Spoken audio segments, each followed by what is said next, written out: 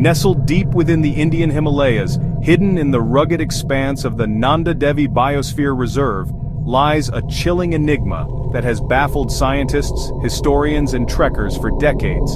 This is Roopkund Lake, known to many as Skeleton Lake. At an altitude of 5,029 meters, over 16,500 feet above sea level, Roopkund is one of the highest and most remote alpine lakes in the world.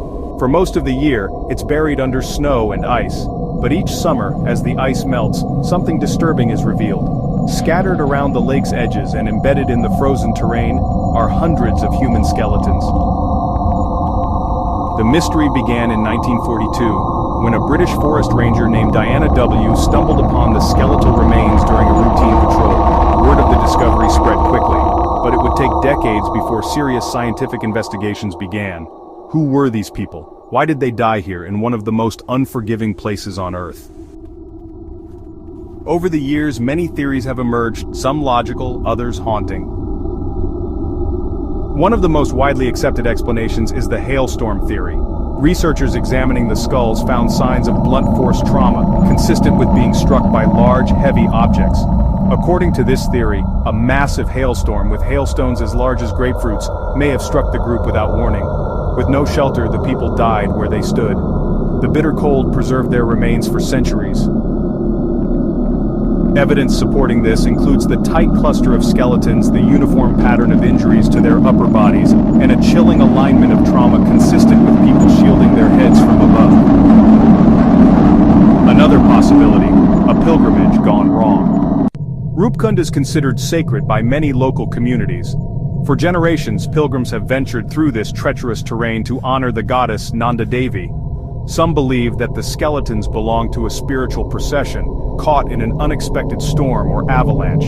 Their tragic fate, lost in time, may have simply become part of local myth. Others propose something far darker, ritual sacrifice. The location of the lake, surrounded by towering peaks and deeply entwined with Hindu mythology, adds weight to this unsettling theory. Could this gathering have been a sacred event gone awry? A desperate offering to appease divine forces? Then there's the ancient tribe theory. DNA tests tell us something unexpected. In 2004, a team of Indian and British scientists analyzed bone samples from the site, and the results were shocking. While some skeletons were local, many were not. Genetic markers trace some individuals to the Mediterranean and even Eastern Europe. A possibility emerged that this was no ordinary group. Perhaps they were traders, migrants, or explorers, brought together by fate or by faith. Could they have died together as strangers in a shared disaster? Local legends tell of Nanda Devi, the protective mountain goddess. Every 12 years, a sacred procession, the Nanda Devi Raj Jat, travels across the very paths that lead to Roopkund. Some villagers believe those who died may have angered the goddess, and that their deaths were not accidental, but divine punishment. Today, Roopkund is a popular and perilous trekking destination. Thousands of adventurers and mystery seekers make the journey each year, drawn by the allure of the unknown. But despite modern science, the core mystery remains unsolved. Who were they? Why were people from such distant lands at this isolated lake? What truly caused their deaths?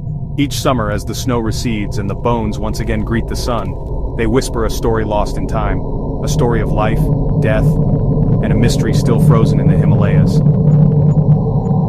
Roopkund remains one of history's most haunting puzzles, and perhaps some secrets are meant to stay buried in ice.